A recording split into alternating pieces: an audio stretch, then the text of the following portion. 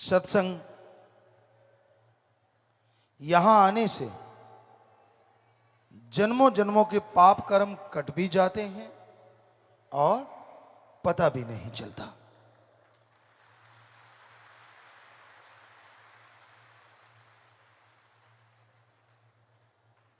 पर सत्संग को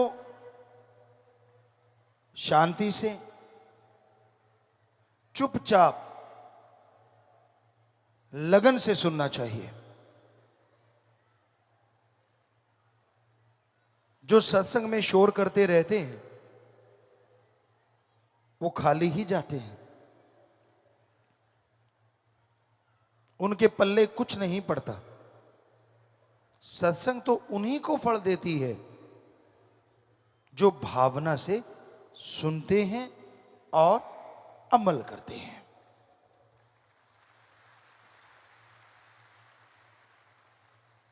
खाने पीने का सामान कितना भी सामने क्यों ना हो, जब तक खाओगे नहीं ना तो स्वाद आता है और ना ही ताकत आती है। उसी तरह सत्संग है।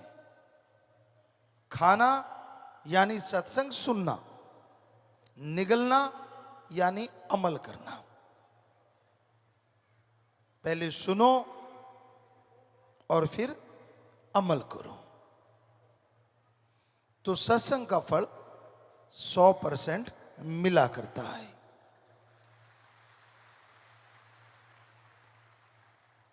घोर कलयुग है, दूसरे शब्दों में भयानक से भयानक बुराई का समय। इंसान को यह हो जाता है वो यकीन करे तो किस पे करे, अच्छा कहे तो किसको कहे, क्योंकि खुद गर्जी इतनी बढ़ गई है, खुद गर्जी इतनी बढ़ गई है कि इंसान इंसानियत को छोड़ के शैतान बन रहा है। और संग का रंग लाजमी चढ़ता है। किसी का भी संग करो उसका असर आप पे जरूर आएगा। कहते हैं कोयले की खान में जाने से कालिख से बचा नहीं जा सकता,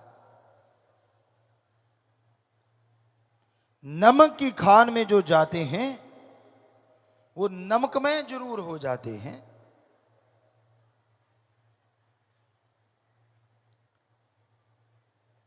कोयल और काग एक जैसे लगते हैं पर जमीन आसमान का अंतर है। कूड़ा करकट गोबर यहां पड़ा है, उसमें अगर फूलों के पत्ते भी डाल दोगे तो वो खाद बनेगा, खुशबूदार चीज नहीं बन सकती। इसलिए अपने आप को बचा के रखो संग से। बुराई का संग इंसान को बुरा बना देता है। यानी इंसान अच्छा चाहे क्यों ना हो, पर अगर बुरे लोगों का संग करेगा, बुरे लोगों की सोहबत करेगा तो लाजमी बुरा बन जाएगा।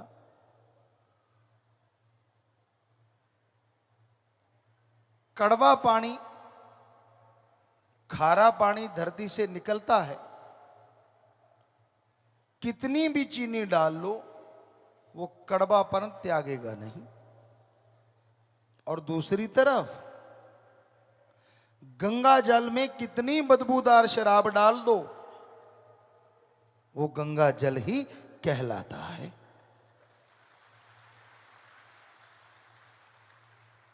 इसलिए संग हमेशा अच्छा करो, बुरे संग से बच के रहो, क्योंकि आदमी का मन चलायमान है, गतिशील है। ये एक जगह नहीं रुकता। काम वासना, क्रोध, लोभ, मोह, अहंकार, इन्हीं में घूमता रहता है, इन्हीं में चक्कर लगाता रहता है। इंसान बैठा कहीं और होता है और सोच कोई और चल रही होती है। इंसान दिखता कुछ और है पर अंदर कुछ और है। जो ऐसे होते हैं वो कभी भी ना तो जिंदगी में खुद सुख लेते हैं और ना अपने साथियों को लेने देते हैं। खुद भी तड़पते हैं और परिवारजन भी तड़पते हैं। पर जो अच्छा होता है वो बुरों को भी बदल के अच्छे बना लेता है।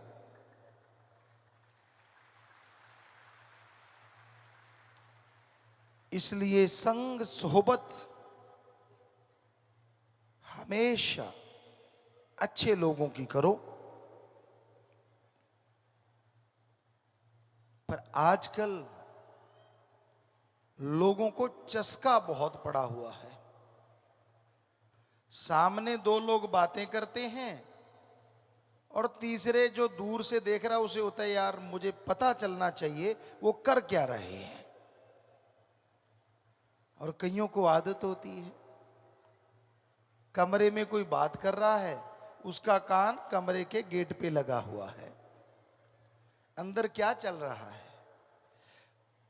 जिज्ञासा गलत नहीं, पर जिज्ञासा को बुराई की तरफ ले जाओ तो वो बुद्धि बुरी बन जाती है, और इसी को अच्छी तरफ मोड़ लो तो भगवान से भी मिला सकती है। क्योंकि जितनी जिज्ञासा होगी, जितनी श्रद्धा, जितनी तड़प होगी, उतनी जल्दी ही अल्लाह वाहिगुरु राम मिला करते हैं।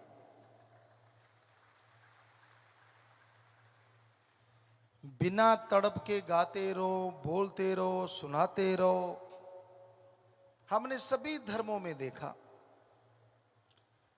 कईयों में देखा सज्जन सुना रहे होते हैं, मुंह जवानी सुनाते हैं, लेकिन उनकी निगाह भगवान अल्लाह राम पे नहीं होती। उनकी निगाह आने वाले हर इंसान के हाथ पे होती है। वो कितने चढ़ा रहा है, कहीं उठा के तो नहीं ले जा रहा। बड़ी हैरानी होती है। अगर वो पैसा ईश्वर का है तो कोई उठाएगा तो अंधा ना हो जाएगा। अगर वो ईश्वर का नहीं है तो तू उठाएगा तो वो उठाएगा, क्या फर्क पड़ जाएगा। लेकिन चिंता होती है कि भाई जोर मेरा लग रहा है, कोई और ही ना उठा के ले जाए। आजकल धर्मों की सच्ची बात लोग बताते नहीं, और बताते हैं तो खुद अमल कमाते नहीं। और जो खुद अमल नहीं करता उसकी बात का असर कभी किसी पे नहीं होता। पहले खुद अमल करना सीखो, फिर दूसरे को समझाते हुए अच्छे लगते हो। अगर दिए तले अंधेरा है तो दूसरों को रोशनी मिले ना मिले क्या फायदा। इंसान को अपने आप को सुधारना चाहिए। फिर बहुत ही अच्छा है अगर वो दूसरों के ऐब गुनाह छुड़वाने के लिए उसे सत्संग ले आए, अल्लाह वाहिगुरु राम के नाम से जोड़ दे।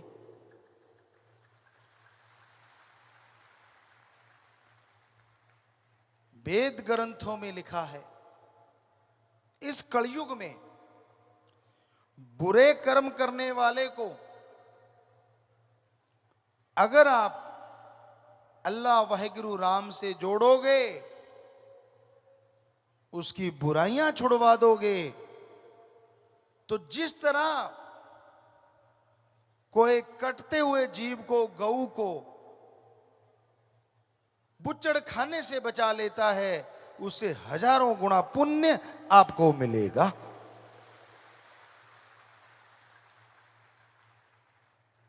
इसलिए जितना हो सके ज्यादा से ज्यादा ये कर्म कमाया करो। यानी आपके इर्द गिर्द जो नशे में धुत रहते हैं, जो बुराइयों से जुड़े हुए हैं, जिनका पेशा गलत कर्म है, उन्हें राम नाम से जरूर जोड़ा करो। भगवान की तरफ से वो खुशियां तो मिलेंगी, क्योंकि उसके बिछुड़े हुए बच्चे को आपने उससे मिलाया, पर उस आदमी का परिवार, जो आदमी सुधर गया, सारी उम्र आपको दुआएं देता रहेगा कि भाई आपने उनकी जिंदगी बदल दी, नरक से स्वर्ग बना दिया घर को। नरक कोई अलग नहीं होता।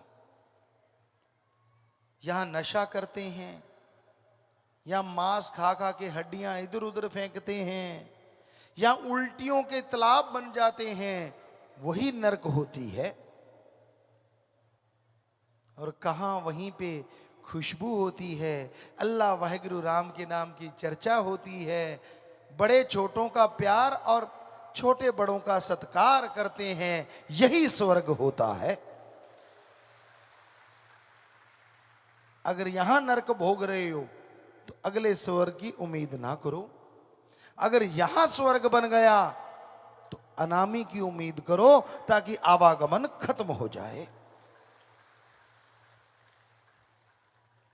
सत्संग में आने से गम, चिंता, परेशानियां मिट जाया करती हैं। सत्संग में आने से इंसान को सोझी आती है, समझ आती है, और सत्संग में आके सुमरण करके अमल करने से हर धर्म के पवित्र ग्रंथ की समझ आनी शुरू हो जाती है। इसलिए सत्संग सुनो और उस पे अमल किया करो। जब तक आप सुनते नहीं, अमल करते नहीं, तब तक आप कोरे यानी खाली रहते हो। बिन अमलों के आलमा इल्म निकम्मा सारा, बिन अमलों के आलमा इल्म निकम्मे सारे, कोई अमल कमा ले तू, अगर जश लेने मालिक द्वारे, अगर जश लेने सतगुरु द्वारे।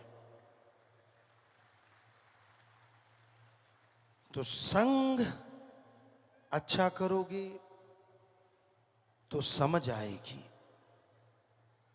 सत्संग करने से जन्मों जन्मों के पाप कटते हैं और इस जन्म के किए हुए बुरे कर्म खत्म होते चले जाते हैं। इसलिए राम नाम के पुजारी बनो, अल्लाह वाहिगुरु का नाम जपो, परम पिता परमात्मा से अव्वल प्रेम रखो, क्योंकि वो एक ऐसा यार है, उससे यारी लगा ली, आप छोड़ोगे तो भी वो आपको नहीं छोड़ेगा। और वो ऐसा पक्का दोस्त है, बेस्ट फ्रेंड है, यही नहीं अगले जहान में भी आप पे विपदा नहीं आने देगा। इसलिए गुरु संत पीर फकीर कहते हैं, कच्चों यानी जो कच्चे दोस्त हैं, जो बात बात पे रूठ जाते हैं, उनसे तोड़ और पकड़े से जोड़, यानी सतगुर अल्लाह राम से जोड़ो। उससे अगर लिब लग जाती है, उसकी भक्ति इबादत में अगर लग जाते हो, तो आप सोच भी नहीं सकते जो खुशियां आपको मिलेंगी। कल्पना से परे खुशियां मिलती हैं, परमा आनंद मिलता है। तो भाई हमेशा याद रखो कि सत्संग सुनना है और अमल करना है। सत्संग पे एक सच्ची बात ख्याल में आई, आपको सुनाते हैं। बहुत पहले की बात है। एक शातिर चोर था, इतना शातिर कि वो आसपास के राज्य में चोरी करता, पर पकड़ा नहीं जाता था। लोगों ने बहुत जोर लगाया, राजा महाराजाओं ने बहुत जोर लगाया, लेकिन किसी की समझ नहीं आया चोर कौन है। आखिर समय आता है, उस चोर का भी अंतिम समय आया। वो जाने लगा और जाते जाते अपने बेटे को शिक्षा दी। कहने लगा, बेटा चोरी के ये मंत्र हैं, और जब चोरी करो तो कभी भी माल अपने पास ना रखो, सबसे पहले सामान को खुर्द बुर्द कर दो, फिर चोरी कर ली तो कभी मानो ना, चाहे कुछ भी क्यों ना हो जाए। जब तक मानोगे नहीं, आप चोर साबित नहीं होगे। बेटा कहने लगा, ठीक है पापा, ठीक है पिताश्री, मैं ऐसा ही करूंगा। फिर चोर कहने लगा, रे एक बात तो रह गई। कहने लगा, कौन सी? कि जब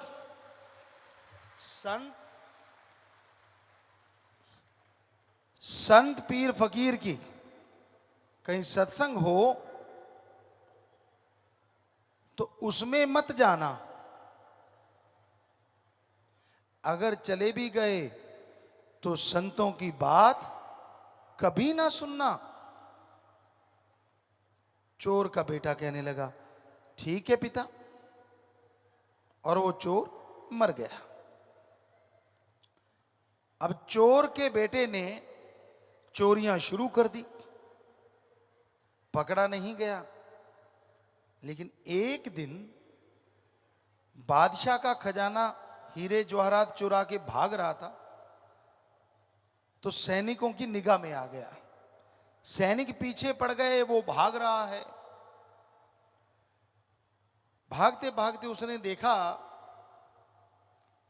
नगर में बड़ी धर्मशाला है और उसमें लोग बहुत जा रहे हैं, तो वो भी उनके साथ हो लिया। और पिता का बताया मंत्र, हीरे जवाहरात एक बहन को देख के ये भोली भाली लगती है, उसके बैग में डाल दिए और खुद सबके साथ अंदर जाके बैठ गया। जब अंदर जाके बैठा तो उसने देखा कि सामने तो एक संत बैठे हैं, एक फकीर बैठे हैं। तो उसने अपने दोनों अंगुलियां कान के ऊपर रख ली, कहीं कान में कोई संतों की आवाज ना पड़ जाए। दबा के उंगलियां बैठ गया। पर अचानक आदमी की फितरत है, अगर आपको बोले ना कि उधर बहुत खूबसूरत कुछ है। कई तो अभी देखने लग गए, जिन्होंने नहीं देखा वो बाद में देखेंगे, अच्छा क्या था उधर। यानी जिधर से रोका जाए नेचुरली उधर ध्यान ज्यादा जाता है। तो चोर ने सोचा, यार ये संत ऐसा क्या करते हैं, लोग तो तालियां मार रहे हैं, बड़े खुश हो रहे हैं, मैं सुनूं तो सही। उसने कान से उंगलियां हटाई और संतों का वचन आया, देवी देवताओं के परछाई नहीं होती। इतना सुना कि तो अच्छा ये तो बोल रहे हैं, झट से कान बंद कर लिए। सत्संग समाप्त हुआ, चोर बाहर निकला। उसकी पहचान थी सैनिकों को, और सैनिक जैसे वो बाहर निकला उसको पकड़ के ले गए, राजा के दरबार में पेश किया गया। राजा ने पूछा, क्या इसके पास चोरी का सामान मिला? तब सबसे बड़ा सबूत यही होता था कि चोरी का सामान मिल गया तो चोर है। कहते जी वो तो नहीं मिला। कहते फिर किस आधार पे कहते हो? कहते जी हमने इसको खुद देखा है भागते सामान उठा के। उसको जेल में कर दिया, बहुत प्रयत्न किया कि मान जाए, नहीं माना। एक औरत जासूस थी, कहने लगी, बादशाह सलामत, अगर कहो तो मैं मनवा लेती हूं। कहने लगे ठीक है। चोर अंदर कोठड़ियों में बंद है और अचानक क्या देखता है, गेट खुला है, धड़ाम से पहरेदार गिरे, दूसरा खुला, तीसरा खुला, सब गिर रहे हैं। और अचानक देवी मां आ रही है, 4 हाथ, वो जो देवी की आकृति दिलों में होती है, बिल्कुल वही देवी आ रही है। चोर हक्का बक्का रह गया कि ये तो मेरी श्रद्धेय है, इसको तो मैं अपनी इष्ट मानता हूं। देवी आई, चोर रोने लगा, ओ मां तू आई है, मेरी पूजा मैं करता रहा, तुझे याद करता रहा, देखो मैं यहां फंस गया, मेरा बुरा हाल है, मैं धन्य हो गया आपके दर्शन करके। तो देवी ने आशीर्वाद दिया, देवी माता ने, और बोलने लगी, बेटा मैं तेरे दुख हरने के लिए आई हूं, फिक्र मत कर, आज मैं तुझे बाहर ले जाऊंगी। अचानक चोर ने देखा देवी मां की परछाई नीचे से होती हुई दीवार के ऊपर तक जा रही है। चोर शातिर तो था, झट समझ गया। देवी कहती, बस तू सच सच मुझे बता दे, चोरी की है कि नहीं की, मैं तेरे गुनाह माफ कर दूंगी। अब चोर तो समझ चुका था, वो आगे से 4 गुना ज्यादा रोने लगा, पूरी एक्टिंग कर, मां मर गया मैं तो तेरा रखने का हूं, मैंने चोरी तो क्या, मैं तो चोरी की तरफ मुंह भी नहीं करता। कहती बेटा देख ले वरना नरकों में जाएगा। कहता मां मुझे यही नरक दे दे अगर मैं झूठ बोलूं तो, क्योंकि चोर को पता था कौन सी माता है। तो वो औरत जासूस जो बन के आई थी, माता कहती ठीक है बच्चा चल मेरे साथ, उसके साथ हो लिया। सैनिकों को कहती राजा के पास ले जाओ, वो कहते जी देवी मां। वो राजा के पास ले गए। वो औरत जो देवी बनी थी भेष बदल के राजा के पास पहले पहुंच गई। कहने लगी राजन उसने चोरी नहीं की। राजा कहता तू इतना पक्के से कैसे कह सकती है? कहने लगी ये लोग देवी मां को मानते हैं और मैं ऐसे ऐसे रूप बदल के गई थी तो ये माना ही नहीं। मैंने इससे पूछा सब कुछ, बड़ी श्रद्धा से इसकी आंखों में जार जार रो रहा था, पर ये कह रहा था मैंने चोरी नहीं की। तो राजा कहता ये तो सही है, छोड़ो इसको, बेगुनाह है। उसको छोड़ दिया गया। अब उसने आप देखा ना ताप, भागा उस धर्मशाला के पास कि वो संत कहां है। वो नहीं मिले, वो तो चले गए। पता किया किस, वो कहते दूसरे नगर में है। वो दौड़ा दौड़ा गया, उस नगर में पहुंचा। संत बैठे हुए थे, धड़ाम से जाके चरणों में गिरा, हे गुरुदेव मेरे पे कृपा कीजिए, मेरी रक्षा की है आपने, मुझे जिंदगी बख्शी है आपने। तो संत मुस्कुराए, कहने लगे बेटा हमने तो कुछ नहीं किया, जो करता भगवान। कहता आप फला नगर में सत्संग कर रहे थे और मैंने सत्संग सुनना नहीं था, मेरे बाप ने रोका था, पर जिज्ञासा हुई कि क्यों रोका था, ऐसा ये संत क्या बोलते हैं। तो मेरे कानों में पड़ा कि देवी देवताओं की परछाई नहीं होती। तो उसने पूरी बात बताई कि आपकी सत्संग के एक लाइन ने आज मेरी जिंदगी बख्श दी। अगर मैं पकड़ा जाता तो सूली पे चढ़ा दिया जाता, तो अगर पूरा सत्संग सुनूं और आपका राम का नाम लूं तो पता नहीं मुझे क्या मिल जाएगा। और यही सच होता है। संत सत्संग अपनी बड़ाई के लिए नहीं करते। हम तो खाकसार हैं, चौकीदार हैं, आपके सेवादार हैं भाई। वो एक की बड़ाई करते हैं जिसके अरबों नाम हैं, ओम हरि अल्लाह गॉड खुदा रब वाहिगुरु प्रभु भगवान मालिक रब, वो एक है। वो उसकी बड़ाई करते हैं और सबको बोलते हैं कि उसका नाम जपा करो। जिस तरह सूली से उसके कर्म बदल गए चोर के, अरे आपके भी पता नहीं कितने भयानक कर्म, कितनी भयानक चिंताएं जल के राख हो जाएंगी, क्योंकि वो भगवान, वो प्रभु, वो परमात्मा दया का सागर है, रहमत का दाता है। वो इतनी रहमतें बख्शता है, इतनी दया में करता है कि उसकी कल्पना भी आप नहीं कर सकते। सुबह का सुमरन 2 से 5 का ब्रह्म muhurta, amrit vela, god's prayer time, early morning between 2 to 5, ये जो समय है, नासा साइंस केंद्र अमेरिका भी कहता है कि इसमें oxygen pure and more, oxygen शुद्ध होती है, हवा शुद्ध होती है और ज्यादा ऑक्सीजन रहती है। तो इसलिए वैसे समय तो यही बढ़िया है, पर जब जागो तभी सवेरा, जब जागते हो तभी सिमरन कर लिया करो भाई। पर कई तो सोते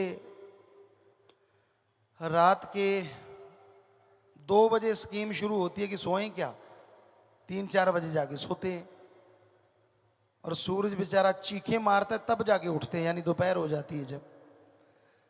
तो ये अजीबोगरीब सोने का टाइम है, अजीबोगरीब ये कलयुग है।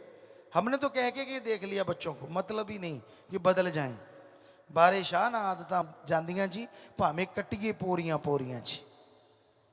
चाहे मजाजी इश्क में कहा हो, पर कई लाइनें फिट बैठती हैं कई लोगों पे। कितना भी कह लो, कितना भी समझा लो, उनकी सुई वहीं की वहीं। बड़े बहाने होते हैं, बच्चे नहीं सोने देते। अच्छा, हमने तो बच्चे पाले नहीं ना, आप अलग से पाल रहे हो, ऊपर से टपके हैं क्या आपके वाले? माता जी से पूछ लेना कभी।